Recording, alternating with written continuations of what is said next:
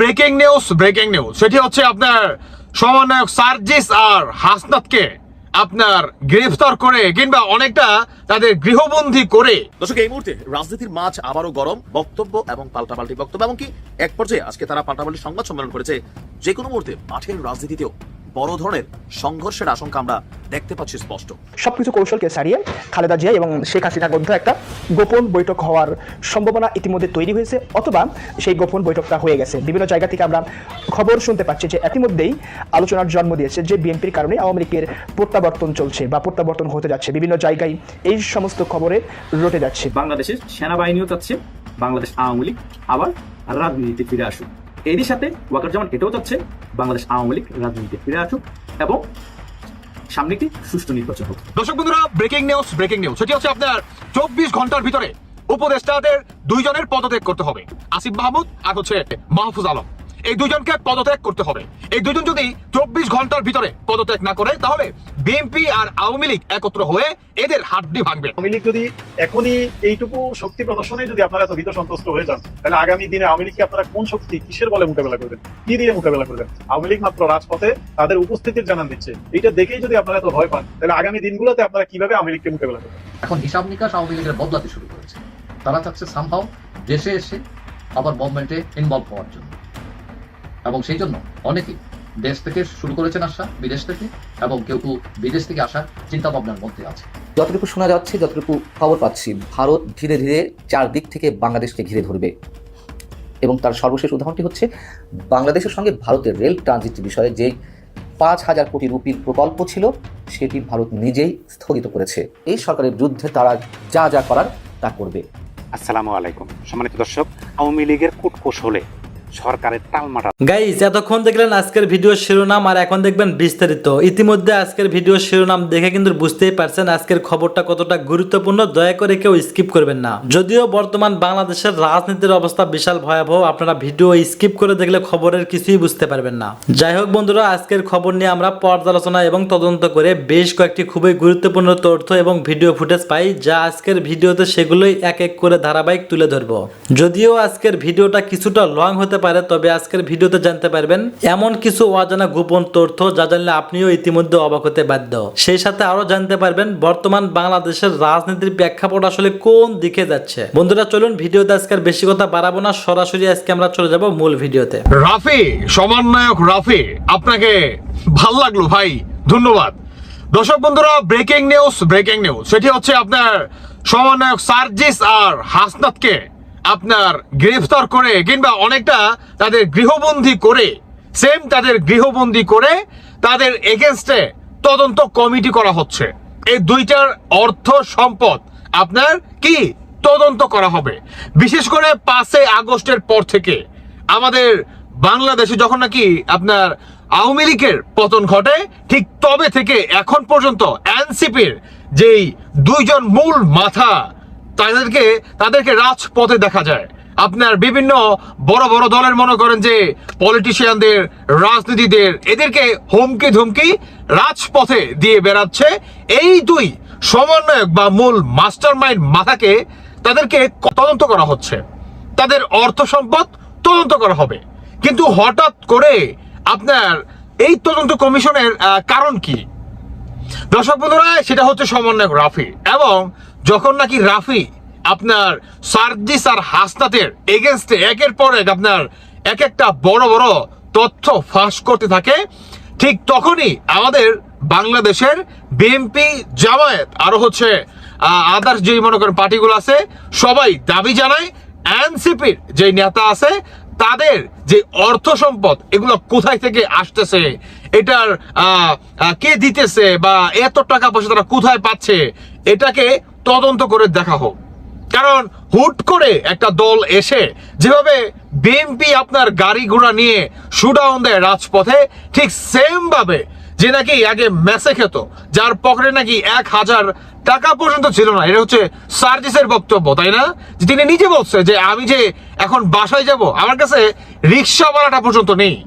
অতএব এই সার্জিস এখন খানদানি বড়লোক হয়ে যায়, যেখানে আপনার বিএনপি গাড়ি ঘোড়া নিয়ে, তাই না, শত শত মনে করেন মানুষ নিয়ে রাজপথে আপনার শোডাউন দেয়, নির্বাচনের প্রচারণা করে, ঠিক সেম ভাবে তাহলে তাল মিলিয়ে সমন্বয়ক সার্জিস তিনিও গাড়ি নিয়ে শোডাউন এবং তার এলাকার ভিতরে লাখ লাখ টাকা ছড়িয়ে ছিটিয়ে মনে করেন বেড়াচ্ছে। এটাকেই আপনি তদন্ত করে দেখার রিকোয়েস্ট করছে সমন্বয়ক আরেকজন এনসিপি নেতা রাফির এই বক্তব্য, বিএনপির এই বক্তব্য যে এই এনসিপির যে দুই মূল মাথা এদের ব্যাংক ব্যালেন্সকে তদন্ত করে দেখা হোক, এবং এটাকে ঘিরেই আপনার সমন্বয়ক হাসনাত আব্দুল্লাহ তার রাতের ঘুম হারাম হয়ে যায়। তিনি মাঝরাতে বড় ধরনের মোটামুটি আপনার 2 থেকে 3 কিলোমিটার এতটা দূরত্ব তিনি একটা স্ট্যাটাস দেয়। এই স্ট্যাটাসে তিনি বলছে যে আমি বা আমার পরিবার বা সার্জিস আমরা কি দুর্নীতির সাথে যুক্ত আছে কিনা প্রথম আলোর যে রিপোর্ট বা যে সাংবাদিক এটাকে প্রচার করছে, আমরা দাবি জানাচ্ছি সেই সাংবাদিক ভাইকে আপনি নিজে এসে এটাকে তদন্ত করে যান। এবং প্রথম আলো এই ইন্ডিয়াকে কেন্দ্র করে বা ইন্ডিয়ার উস্কানিতে আমাদের বাংলাদেশে যেভাবে অস্থিতিশীল করার চেষ্টা চালাচ্ছে বা যেভাবে আওয়ামী লীগকে পুনরায় নির্বাচনে ফেরানোর চেষ্টা চালাচ্ছে বা আওয়ামী লীগকে কিভাবে সামনে রাজনীতিতে মনে করেন প্রতিষ্ঠিত করা যায় সেভাবেই কাজ করতেছে এই প্রথম আলো উর্ফে ইন্ডিয়া। সমন্বয়ক হাসনাত তিনি আরো বলে যে এদেরকে আমি বেঁচে থাকতে সফল হতে দেব না। কিন্তু ভাই আপনি আওয়ামী লীগকে সফল হতে দিবেন না বেশ ভালো কথা, কিন্তু আপনার এনসিপির পার্টির পক্ষ থেকেই তো আপনার নামে মনে করেন আগুন ধরাই দিছে। আপনার সার্জিস আর হাসনাতের নামে আপনাদের দুজনের নামই তো মনে করেন বর্তমান তদন্ত মনে করেন কমিটি করা হচ্ছে। আপনাদেরকে গৃহবন্দী করে মানে অনেকটা অ্যারেস্ট করে আপনাদের গৃহবন্দী করে রাখা হবে, নজরবন্দি করে রাখা হবে। দেন তারপরে আপনাদের কি অর্থ সম্পদ, বিশেষ করে 5 আগস্টের পরে আপনারা যে এত অর্থ সম্পদের মনে করেন ব্যয়বহুল খরচপাতি করতেছেন, এগুলার উৎস কোথায় থেকে আসতেছে, কোথায় পাচ্ছেন এগুলাই কি তদন্ত করে দেখা হবে। তাহলে আসলে এখানে আওয়ামী লীগ কোথায় থেকে আসলো, এখানে কি বলে ইন্ডিয়া কোথা থেকে আসলো? আচ্ছা ধরে নিলাম এখানে ইন্ডিয়া ইনভলভ। আমরা চাই না আমাদের বাংলাদেশ প্রসঙ্গে ইন্ডিয়া নাক গলাক, এটা আমরা চাই না। আমরা স্বাধীন একটা দেশ, আমরা স্বাধীনভাবে থাকতে চাই, আমাদের ভালো মন্দ আমরা নিজেরাই মনে করেন বুঝতে চাই। বেশ ভালো কথা, আমিও এটার সাথে সহমত। তবে ভাই আপনাদের এনসিপির যে নাকি আরেকজন নেতা সমন্বয়ক রাফি, সেই রাফি তো আপনার আর সার্জিসের নামে তদন্ত করার একটা কমিটি করার আহ্বান জানাইছে, এবং এই কথাকে কেন্দ্র করে জোর দিয়ে আপনাদের দুজনকে গৃহবন্দী করে তারপরে কি আপনাদের এই অর্থ সম্পদ কি কোথায় থেকে পাচ্ছেন, এত লাখ লাখ টাকা কিভাবে আপনাদের গ্রাম অঞ্চলে আপনারা খরচ করতেছেন, আপনাদের এই আয়ের উৎস কোথায়, কে বা কারা আপনাদেরকে এগুলা দিচ্ছে, কোথায় থেকে পাচ্ছেন। আপনারা হঠাৎ করে মানে বাপদাদার জমিদারি হয়ে গেলেন, যেখানে সমন্বয়ক আপনার সার্জিস তিনি নিজে বলছে যে তিনি বাসায় যাবে, তার এই টাকাটা পর্যন্ত নাই। তিনি ইভেন এই কথা পর্যন্ত বলছে যে আমি যে মেসে থাকি, বা তিনি তো ভাই বিশ্ববিদ্যালয়ের হোটেলে থাকে বা মেসে থাকে, তাই না? তো তিনি মেসে কেন থাকবে? তিনি তো ভিআইপি একটা বাসা ভাড়া করবে, বাসায় গিয়ে আসা যাওয়া করে তিনি মনে করেন পড়াশোনা করবে। কিন্তু তিনি আপনার ভার্সিটির সেই থাকে, হোস্টেলে থাকে। তাকে হোস্টেলে থেকে কেন পড়াশোনা করতে হবে যদি তিনি আপনার খানদানি জমিদার হয় বা বড় লোক হয়? বলেন, এত কিছু কি বাংলার মানুষ বুঝে না? আপনারা সমন্বয়ে কি বর্তমান জাতির পিতা হয়ে গেছেন নাকি?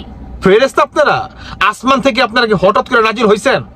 বলেন তো, যে আপনারা মুখ থেকে যেটাই বলবেন সেটাই বাঙালি গ্রহণ করে নিবে বা সেটাকেই কবুল করতে হবে বাধ্যতামূলক? কি ভাবছেন আপনারা? আরে আপনাদের দলের এনসিপির এক একটা সমন্বয়ক যারা নাকি বর্তমানে একের পর এক পদত্যাগ করতেছে, আরে তারাই তো আপনাদের মুখোশ উন্মোচন করতেছে। আরো হবে, আপনাদের মুখোশ আরো উন্মোচন হবে।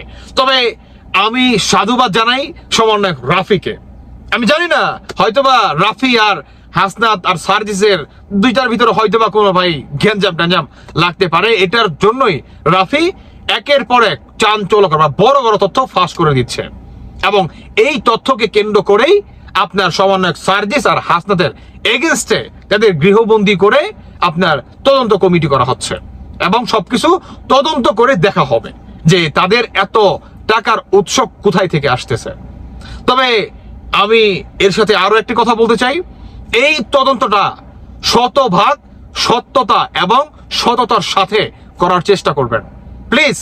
যারা নাকি তদন্ত করবেন তারা আবার 2 পাই খায়া আবার 4 পাই মনে করেন হিসাবে চালাই দিবেন না, যে একদম ফুল সাদা পেপার এভাবে চালিয়ে দিবেন না প্লিজ। বর্তমান বাংলাদেশটা খুবই হুমকির মুখে আর ঝুঁকির মুখে আছে। হোয়াটএভার দর্শক বন্ধুরা, বাকিটা আপনাদের ব্যক্তিগত মতামত অবশ্যই জানিয়ে যাবেন। ধন্যবাদ সবাইকে, আল্লাহ হাফেজ, আসসালামু আলাইকুম।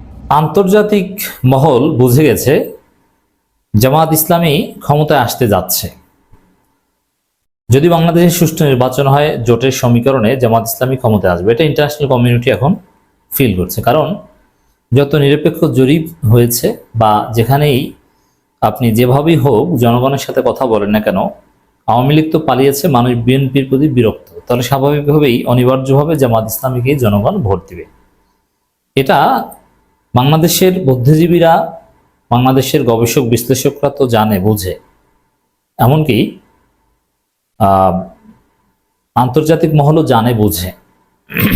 এই কারণে জামাত ইসলামীর ভোটের হার নিয়ে কঠিন ষড়যন্ত্র শুরু হয়েছে। বাংলাদেশে যারা ভারতের পাঁচাটা দালাল, তারা নড়ে চড়ে বসেছে যে না, জামাত ইসলামী তো ক্ষমতায় এসে গেছে, কিভাবে ঠেকানো যায়, পাবলিক পারসেপশন কিভাবে উল্টে দেয়া যায়। এজন্যে দিল্লি স্টারের মাহফুজ আনামরা উঠে পড়ে লেগেছেন। বিদেশিদেরকে নানান ভুয়া স্ট্যাটিস্টিক্স, নানান ভুয়া সার্ভে, স্ক্রিপ্টেড সার্ভে, এগুলোর মাধ্যমে জামাত ইসলামীর ভোটের হার নিয়ে কঠিন ষড়যন্ত্র করছেন। দর্শক দেখেন, আপনি চায়ের দোকানে, হাটে, বাজারে, যেখানেই যান না কেন, আপনি দেখছেন যে মানুষ এখন জামাত ইসলামীকে চাচ্ছে, সমর্থন করছে। তো দর্শক, এই পরিস্থিতিতে আপনি কি করবেন? এই পরিস্থিতিতে যদি পাবলিক পারসেপশন এরকম দাঁড়িয়ে যায় যে না, জামাত ক্ষমতায় আসছে, এটা মোটামুটি নিশ্চিত, তাহলে এখন পর্যন্ত যারা জামাত ইসলামীকে চায় না তারাও জামাতকে চাইবে। কারণ যারা ক্ষমতায় আসে তাদেরকে অনেকেই চায় বা তাদের চাটুকারিতা করার চেষ্টা করে কিংবা তাদের দল করার চেষ্টা করে, এটা একটা হিউম্যান নেচার। এবং বিএনপি বা অন্যান্য দল, তাদের সম্পর্কেও যদি পাবলিক পারসেপশন এভাবে তৈরি হয় যে এই দল আর ক্ষমতায় আসতে পারবে না, তাহলে ওই দলের সমর্থকরা অনেকেই তাদেরকে ছেড়ে চলে যায়। এখন দিল্লির সেবাদাস হয়ে উঠছে যারা বিএনপি, তারা কিন্তু খুবই কঠিন একটা পরিস্থিতি আছে। পাবলিক পারসেপশন তাদের সম্পর্কে খুব খারাপ। এজন্যে যারা সারা জীবন আওয়ামী লীগের দালালি করেছে, তারেক রহমানকে দুর্নীতির বরপুত্র হিসেবে প্রতিষ্ঠিত করেছে, তারেক রহমানকে খাম্বা তারেক হিসেবে উপাধি দিয়েছে, মিস্টার 10% হিসেবে উপাধি দিয়েছে, এই ন্যারেটিভ যারা নির্মাণ করেছে, 21 আগস্টের গ্রেনেড হামলার মূল মাস্টারমাইন্ড হিসাবে একেবারে প্রতিষ্ঠিত করেছে যারা বা যিনি, সেই মাহফুজ আনাম, সেই দিল্লি স্টার, রেল স্টারের সম্পাদকেরা এখন ভারতের সেবাদাস হিসেবে, যেহেতু ভারতের ভরসা এখন বিএনপিকে হাইলাইট করার চেষ্টা করছে এবং জামাত ইসলামীকে ডিমিন করার চেষ্টা করছে। এই মাহফুজ আনামরা বলছেন যে জামাতের ভোট 10%-এর বেশি হবে না কিছুতেই। বিদেশিদেরকে বলছেন। কেন বলছেন এগুলো? একটা পাবলিক পারসেপশন তৈরি করা যে না, যতই বলেন জামাতের ভোট 10%-এর বেশি হবে না, অতএব জামাত ক্ষমতায় আসবে, বিএনপি আসতে পারবে না, এটা কোনো কথা না। চাঁদাবাজি বিএনপি করুক, তাতে কি, ক্ষমতায় তারা আসবে। এই মাহফুজ আনামরা এখন জামাতের ভোটের হার নিয়ে কোনো ধরনের তথ্য প্রমাণ, কোনো ধরনের সার্ভে ছাড়া আন্দাজে এই কথা বলে জনমনে বিভ্রান্তি তৈরি করছে, একটা ষড়যন্ত্র করছে যে জামাতের ভোট নাকি 10%-এর বেশি যাবে না। কিসের ভিত্তিতে কথা বলছে? কোন সার্ভে হয়েছে? মানে মাহফুজ আনামের বাপ, মাহফুজ আনামের আব্বা মোদি বলেছে? নইলে কে বলেছে? মাহফুজ আনামের আরেক আব্বা মনমোহন সিং মারা গেছেন। এই মনমোহন সিং 2010 সালের দিকে বা তার আগে পরে বলেছিলেন যে 30% লোক জামাত ইসলামী হয়ে যাচ্ছে।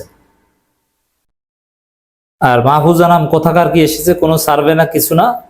এখন পর্যন্ত এমনকি বিএনপির প্রতিষ্ঠানের সার্ভেতে জামাতের ভোট প্রায় 35% হয়েছে, 32% ছাড়িয়ে গেছে বিএনপির সার্ভেতে।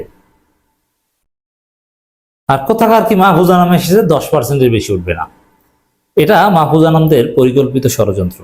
ভারত মাহফুজ আনামদের মাধ্যমে এগুলো বলাচ্ছে, তোমরা বলো যে না জামাতের ভোট বেশি না, যাতে জামাতের প্রতি যে গণজোয়ার, এই বিশেষ করে সম্ভাব্য ক্ষমতাসীন দলের পক্ষে যে একটা সুইং ভোটারদের যে একটা গণজোয়ার, এটা যেন একটু থেমে যায়।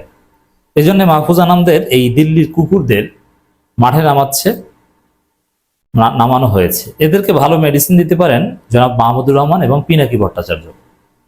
এই পিনাকি মাহমুদুর রহমান এই দুইজনের সামনে এই ভারতের কুকুররা, দিল্লির কুকুররা টিকতে পারবে না। এদের মিথ্যাচার ধরা খেয়ে যাবে।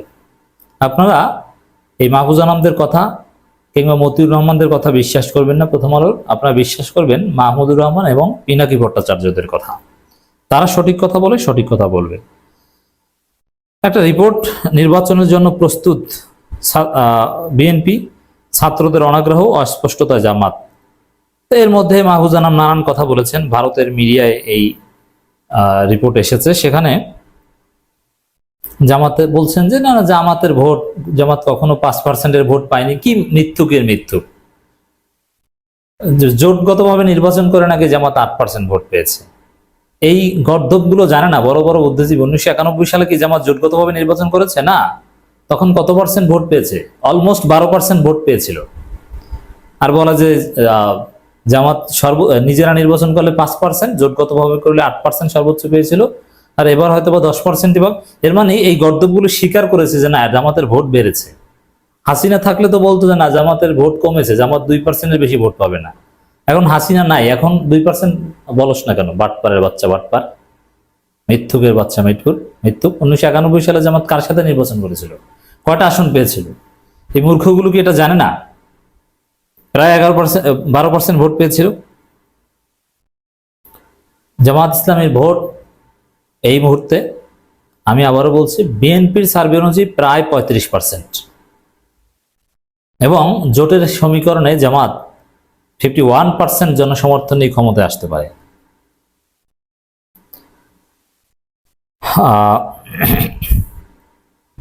এখানে বলছেন যে জামাত ইসলামী যারা এখন বাংলাদেশের রাজনীতিতে একটি বড় ফ্যাক্টর, তারা দ্বিধাগ্রস্ত, তারা অপেক্ষা করতে রাজি। 10-15 বছর অপেক্ষা করতে। কে বলেছে 10-15 বছর অপেক্ষা করতে রাজি? জামাত ইসলামী বলছে বিপ্লবের স্পিরিটের ভাষায় কথা। জামাত ইসলামী বলছে সংস্কার শেষে নির্বাচন, এমনকি কালক্ষেপণ করা যাবে না কথা বলছে। 10-15 বছর অপেক্ষা করতে রাজি, কথা কে বলেছে? মানে এই ভারত এখন এই মাহফুজ আনামদের মাঠে নামিয়েছে, উদ্ভট অনেক কথা বলছে। 10-15 বছর এই শব্দ কোনোদিন কেউ উচ্চারণ করেনি। ডক্টর ইউনূস 5 বছর ক্ষমতায় থাকে, এই আলাপটা অরাজনৈতিক ভাবে অনেকে আমরা করছি। জামাত কখনো এটা বলেনি। সেখানে 10-15 বছরটা কোথায় পেয়েছে? তারা নির্বাচনে অংশগ্রহণ করবে যদি হয়, কিন্তু স্থগিত হলেও তাদের কোনো সমস্যা নেই, এটাই এখন পরিস্থিতি। মানে আন্দাজে যা মন চায় এটা বলে দিয়েছে। ভারতীয় সংবাদ মাধ্যম ইন্ডিয়া টুডের নাথিং বাট ট্রু অনুষ্ঠানে আমন্ত্রণ জানানো হয়েছিল বাংলাদেশ শীর্ষ ইংরেজি দৈনিকটির সম্পাদক মাহফুজ আনামকে। রাজ চেঙ্গাপ্পার উপস্থাপনায় অনুষ্ঠানে মাহফুজ আনাম বাংলাদেশের বর্তমান পরিস্থিতি নিয়ে একাধিক প্রশ্ন উত্তর দিয়ে এইভাবে ব্যাখ্যা দেন। অনেক উদ্ভট ব্যাখ্যা দিয়েছে। হাসিনা বাংলাদেশ প্রধানমন্ত্রী পদ থেকে অপসারিত হন, এরপর থেকেই বাংলাদেশের সঙ্গে ভারতের সম্পর্কে উত্তেজনাপূর্ণ হয়ে উঠছে। তিনি বলেন ভারত মোহাম্মদ ইউনূসের নেতৃত্বে অন্তর্বর্তী সরকারের বিরুদ্ধে হিন্দু সংখ্যালঘুদের ধর্মীয় নিপীড়ন প্রতিরোধে ব্যর্থ হওয়ার অভিযোগ এনেছে এবং তাদের জীবন ও সম্পত্তির সুরক্ষা চেয়েছে। এছাড়া ভারত বাংলাদেশের ইসলামিকীকরণ বৃদ্ধি এবং পররাষ্ট্রনীতিতে দেশটির চিরপ্রতিদ্বন্দ্বী চীন ও পাকিস্তানের প্রতি ঝুঁকে পড়া নিয়ে গভীর উদ্বেগ প্রকাশ করছে। তোমরা উদ্বেগ প্রকাশ করতে থাকো, আর বাংলাদেশে এগিয়ে যাক।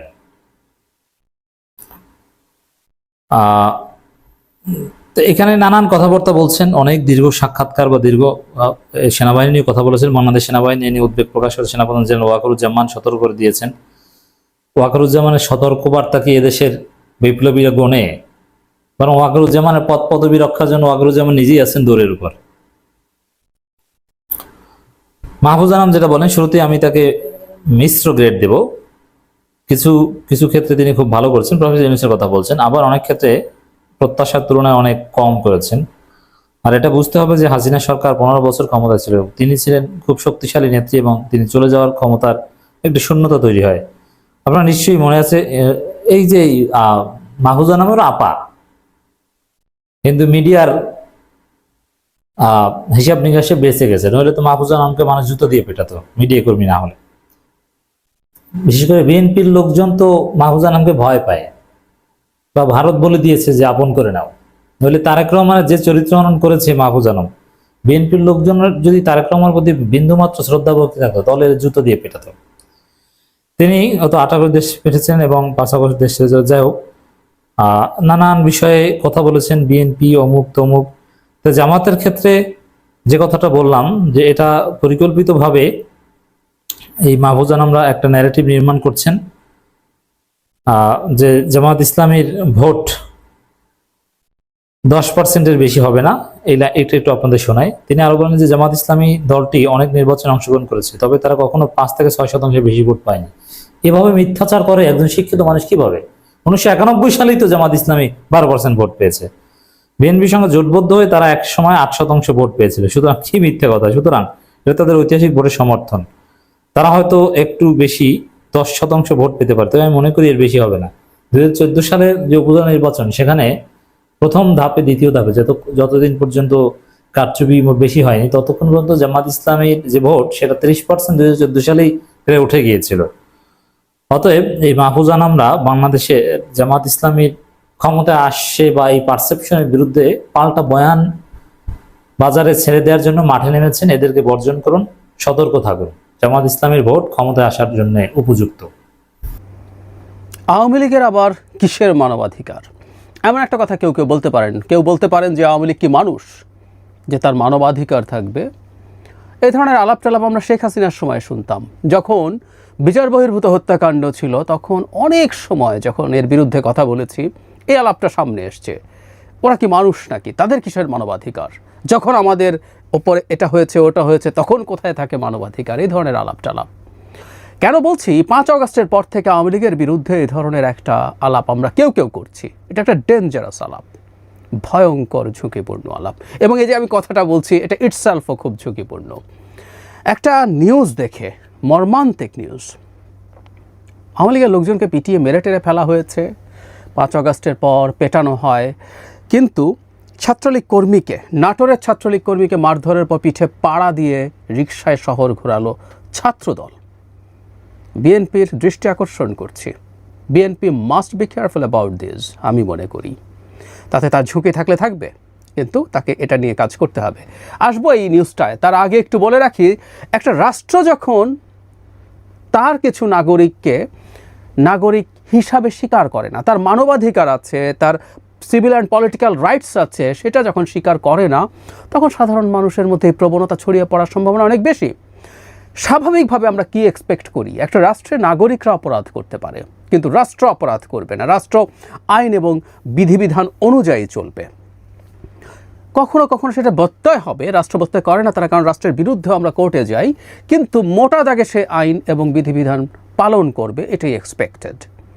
আওয়ামী লীগের মিছিল হচ্ছিল, মিছিলে বাধা দেওয়া হচ্ছে, এবং যখন বাধা হচ্ছে না তার জবাবে স্বরাষ্ট্রমন্ত্রী প্রকাশ্যে দাঁড়িয়ে বলছেন মিছিলে কেন বাধা দেওয়া হয়নি, মিছিলের থেকে কেন গ্রেফতার করা হয়নি, কেন ব্যবস্থা নেওয়া হয়নি, সে ব্যাপারে তিনি পুলিশের বিরুদ্ধে ব্যবস্থা নেবেন। ভবিষ্যতে এটা যদি হয় তিনি কঠোর ব্যবস্থা নেবেন পুলিশের বিরুদ্ধে। মানে একটা রাষ্ট্রের স্বরাষ্ট্রমন্ত্রী বলছেন এইভাবে।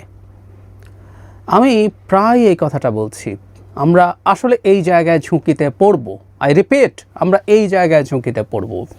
আওয়ামী লীগ ওভারওয়েলমিংলি মিছিল নিয়ে নামতে থাকবে, এবং আমাদের রাষ্ট্রীয় আইন শৃঙ্খলা রক্ষাকারী বাহিনী যখন তাকে বাধা দেবে তখন এই প্রশ্ন তোলা হবে, এই প্রশ্ন তোলা হবেই। এবং সত্যিকার অর্থে তাদের বাধা দেওয়ার কোনো গ্রাউন্ড সরকারের হাতে নেই। আমি অবাক হয়ে দেখছি ছাত্রদল বিভিন্ন জায়গায় যারা মিছিল করেছে তাদেরকে যখন ধরে বেঁধে থানায় দিয়ে আসছে, তখন অনেকে বাহবা দিচ্ছেন ছাত্রদলকে। আমি এই বাহবাটাও দেই না, এটা ছাত্রদলের কাজ না, কোনোভাবেই ছাত্রদলের কাজ না। এই কাজ যখন আওয়ামী লীগ করতে চেয়েছে, করেছে। আমার অসংখ্য ভিডিও আছে, অসংখ্য বক্তব্য আছে, একটার পর একটা টক শোতে কথা বলেছে আওয়ামী লীগের নেতাদের সামনে, এবং একটা পর্যায়ে তারা এই বক্তব্য থেকে সরেও এসেছিল। যখন প্রথম তারা বলতো তারা আইন শৃঙ্খলা এবং জনগণের নিরাপত্তা দেখাশোনার দায়িত্বে আছে, তখনই চ্যালেঞ্জ করতাম। ঠিক একইভাবে ছাত্র দলের কাজ, এটা কোনোভাবেই না কে মিছিল করলো তার বাড়ি গিয়ে তাকে বা অন্য কোথাও থেকে ধরে এনে থানায় সোপর্দ করা। ছাত্রদল অক্সিলিয়ারি ফোর্স হতে পারে না, এতে বাবা পাওয়া যেতে পারে, কিন্তু ছাত্রদল ভুল পথে আছে যদি তারা এই কাজটা করে। আর সরকার তো কোনো আইন ছাড়া কিভাবে এই কাজটা করবে আমি আসলে জানি না। একটা রাষ্ট্র আইন দিয়ে চলবে। পোস্ট হাসিনা যেই অবস্থায় থাকুক না কেন, যে কোনো ফর্মে যে কোনোভাবে কোনো একটা আইনের মধ্য দিয়ে আওয়ামী লীগের এই মিছিলকে নিষিদ্ধ করতে পারে। ইভেন আমি টেকনিক্যালি বলছি, ধরে টরে নিয়ে গিয়ে বিশেষ ক্ষমতা আইনে, খুবই সমালোচিত আইন, কিন্তু বিশেষ ক্ষমতা আইনে কতগুলো ধারা আছে যে আপনি অ্যান্টিসিপেট করছেন এখান থেকে সমস্যা হবে, ওটা হবে, সেটা হবে, সেই জন্য ধরেছেন। কিন্তু আপনি ঘোষণা করে বলছেন যে মিছিল করতে দেবো না, মিছিল করলে ধরবো। একটা স্বরাষ্ট্রমন্ত্রী কিভাবে এই কথা বলেন? মানে একজন উপদেষ্টা হয়েছেন কিন্তু ন্যূনতম আইন, ন্যূনতম সংবিধানের জ্ঞান রাখেন না। জ্ঞান রাখেন নাই বলবো, জ্ঞান থাকলে কিন্তু এই করতেন নাকি? জ্ঞান রেখেও এখন এরকম হয়েছেন, যেহেতু এটা পপুলার।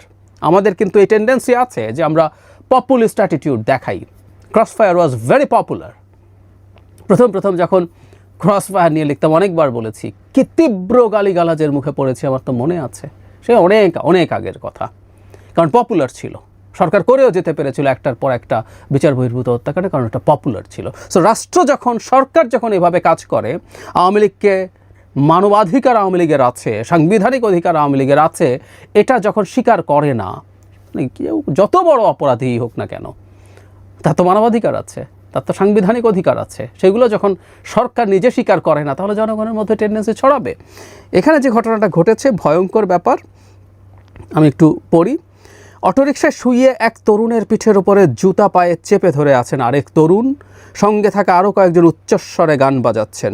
পায়ের নিচে থাকা তরুণ চিৎকার করে ছেড়ে দেওয়ার আকুতি জানাচ্ছেন, কিন্তু উন্মাদনায় মেতে থাকা তরুণরা তাতে সাড়া দিচ্ছেন না।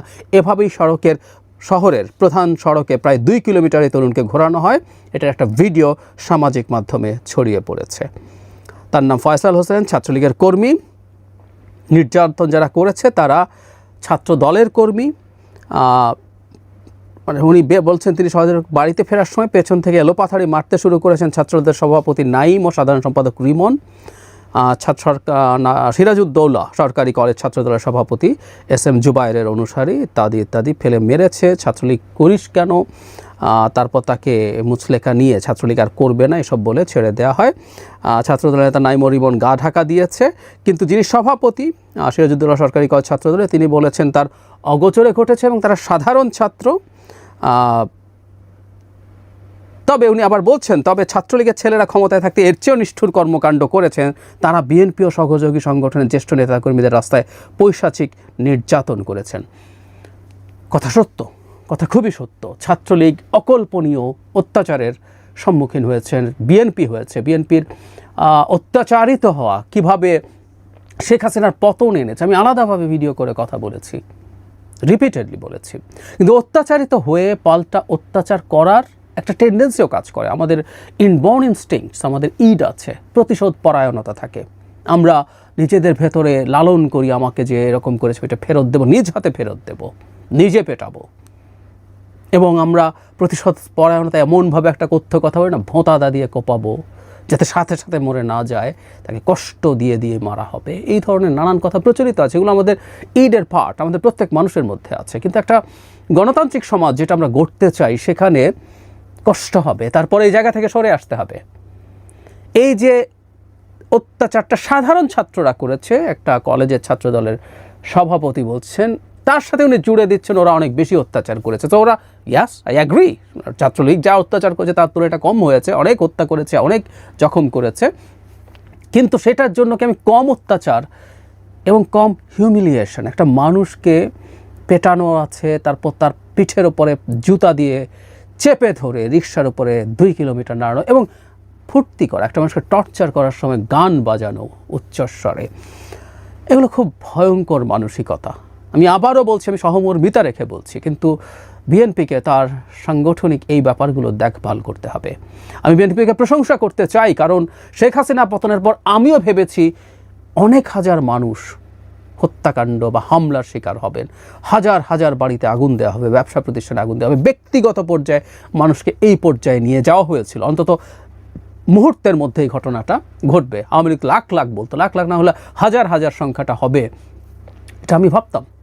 দলের সর্বোচ্চ পর্যায়ে চাইলেও ঠেকানো যাবে না, কারণ প্রত্যেকের ব্যক্তিগত হিসাব নিকাশ তৈরি হয়েছিল, ব্যক্তিগতভাবে মানুষের জীবনকে নরকে পরিণত করা হয়েছিল। কিন্তু অবিশ্বাস্যভাবে বিএনপি ক্রেডিট ক্লেম করতে পারে, তাদের সর্বোচ্চ নেতৃত্ব ক্লেম করতে পারে, সেই তুলনায় কিছুই ঘটে নাই। যা ঘটেছে এটা কিছুই না, আসলে সত্যিই কিছু না। আমি এটুকু বলি, খুব ইন্টারেস্টিং যে আওয়ামী লীগ যে ন্যারেটিভ এমনভাবে ছড়িয়েছিল, কয়েকটা এম্বাসির লোকজনের সাথে আমার কোথাও কোথাও কথা হয়েছে, তারা আমার কাছে এই কথাটা জানতে চেয়েছেন যদি আওয়ামী লীগ, তখন আওয়ামী লীগের সময়, আওয়ামী লীগের যদি পতন হয় তাহলে কি এই ঘটনা ঘটবে। আমি তাদেরকে বলতাম যে না, এরকম ঘটার সম্ভাবনা নেই। কিন্তু আমি ভেতরে ভেতরে আসলে কিছুটা ভয় তো ছিলই, বা যথেষ্ট ভয় ছিল, কিন্তু এটা হয় নাই। সো সেই টাফ সময়টা যখন বিএনপি পার হয়ে এসছে, এখন বিএনপিকে এই জায়গাগুলোতে কেয়ারফুল থাকতে হবে। মানবাধিকার সবচেয়ে ভয়ঙ্কর অপরাধীটার জন্য, মানে খুবই, আমি প্রায় বলি যে খুবই আইডিয়ালিস্টিক শোনায়, এজন্য আমাকে অনেকে পছন্দ করে না। সুশীল শব্দটা ব্যবহার করে খোঁচা দেন, খোঁচা টোচা দিয়ে বলেন যে সব সুশীলগিরির জন্য আওয়ামী লীগ ফিরে আসবে। আমি উল্টো বলি, বরং এই কাজগুলো করার জন্য আওয়ামী লীগ ফিরে আসবে। আমরা যখন আওয়ামী লীগকে ক্রমাগত অত্যাচার করতে থাকবো অন্যায়ভাবে, যখনই আওয়ামী লীগের বিরুদ্ধে এটা আমি প্রতিবাদ করেছি, যখনই অন্যায়ভাবে আমরা এরকম অত্যাচার করতে থাকবো, আস্তে আস্তে আস্তে আস্তে মানুষের সিম্প্যাথি তারা পেতে থাকবে এবং দে সেল ইট, তারা এটা সামনে নিয়ে যাবে। এবং আমি ধারণা করি তারা এক্সপেক্ট করে সর্বোচ্চ নেতৃত্ব, তারা তো আরামে বসে আছে, শেখ হাসিনা, তার পরিবার, এমপিরা, জেলা পর্যায়ের নেতা, উপজেলা পর্যায়ের নেতা। আমি বিবিসি বাংলার একটা রিপোর্ট দিয়ে বলেছিলাম যে এই টপ লেভেল, মানে জেলা উপজেলার টপ লেভেল সহ অন্তত 1000 নেতা ইন্ডিয়াতে পালিয়ে আছে, অন্যান্য দেশেও আছে। সো তারা তো সেফ, তারা চায় তাদের এই নেতাকর্মীরা এরকম মার খাক। এটা তারা গ্লোবালি সেল করবে, মিছিলে বাধা দিক। এবং আমাদের এক উপদেষ্টা, আমি জানি না ফর গড সেক, আমাদের আরও উপদেষ্টা আছে, উপদেষ্টা পরিষদে মিটিং হয়, কী আলাপ হয়, আমাদের আইন উপদেষ্টা কি তাকে কিছু বলেন না যে একজন সরকারের উপদেষ্টা কিভাবে বলেন মিছিল করলেই ধরে ফেলবো। এর আগে প্রেস সচিব বলেছিলেন, প্রধান উপদেষ্টা প্রেস সচিব, যে লিফলেট বিলি করলেই গ্রেফতার হতে হবে। মানে কিসের ভিত্তিতে? এবং আমি এটাকে বাহবা দিচ্ছে, পুলিশ অ্যাকশন নিচ্ছে না বলে বেশ কিছু মানুষ চাপ তৈরি করছে। সরকারের ক্লিয়ারলি বলা দরকার, আওয়ামী লীগ নিষিদ্ধ সংগঠন নয়। আওয়ামী লীগ যেহেতু নিষিদ্ধ সংগঠন নয়, পুলিশের সেই ক্ষেত্রে কিছু করার নেই। আওয়ামী লীগ মিছিল বের করলে তারা কোনো নাশকতার কোনো চেষ্টা যদি করে, সেটা পুলিশ ঠেকাবে। কেউ যদি করে তাকে গ্রেফতার করবে, অথবা আওয়ামী লীগের কোনো লোক যে বিভিন্ন মামলায় আছে, তাকে খুঁজে পাওয়া যাচ্ছিল না, মিছিলে পাওয়া গেল, তাকে ওই 1, 2, 5 জন যে চিহ্নিত মামলার আসামি, তাকে গ্রেফতার করা যেতে পারে। মিছিলে যাওয়ার জন্য আওয়ামী লীগের মিছিলে গ্রেফতার হতে পারে না। ঠিক একইভাবে আওয়ামী লীগের প্রতি মানবাধিকার নিশ্চিত করতে হবে। মানে খুবই কষ্টকর ব্যাপার, আই নো। আমি বারবার বলছি যে শেখ হাসিনা কী করেছে না করেছে, মানে অনেকেই এখন এসে অনেক কথা বলছেন, কি করেছে না করেছে খুবই মেটিকুলাসলি ফলো করেছে ওভার দ্য ইয়ার্স। সুতরাং আমার কাছে আপনাদের প্রায় সবার চাইতে অনেক বেশি তথ্য আছে আওয়ামী লীগের বর্বরতা এবং অসভ্যতার ইত্রামির। কিন্তু সব কিছুর পরও বলছি, আওয়ামী লীগের মানবাধিকারের পক্ষে আমাদের দাঁড়াতে হবে এবং অ্যাট এনি কস্ট আমরা শেখ হাসিনা হতে চাই না। ধন্যবাদ প্রিয় দর্শকবিন্দু, আমাদের ফুল ভিডিওটি দেখার জন্য আপনাকে জানাই অসংখ্য ধন্যবাদ। তো বন্ধুরা, ইতিমধ্যে আমাদের ফুল ভিডিওটি দেখে আপনারা বুঝতে পারছেন আজকের ভিডিওটা কী নিয়েছিল এবং কী টাইটেল এবং কী থাম্বনেল ছিল, এটা কিন্তু আপনারা ইতিমধ্যে বুঝতে পারছেন। এই সমস্ত বিষয় নিয়ে আপনাদের কী মন্তব্য অবশ্যই কমেন্ট বক্সে কমেন্ট করতে ভুলবেন না। আর হ্যাঁ, এমন নিত্য নতুন আপডেট খবর সবার আগে পেতে চাইলে এখনই আমাদের এই পিচ্চি সাকিব ইউটিউব চ্যানেলটি কিন্তু সাবস্ক্রাইব করতে ভুলবেন না। বন্ধুরা, ভিডিওতে আমরা নিজস্ব কোনো কথা বলা হয় না, যা কিছু দেখছেন, যা কিছু শুনছেন, সব কিছু কিন্তু সোশ্যাল মিডিয়া থেকে নিয়ে সংগ্রহ করা। ধন্যবাদ।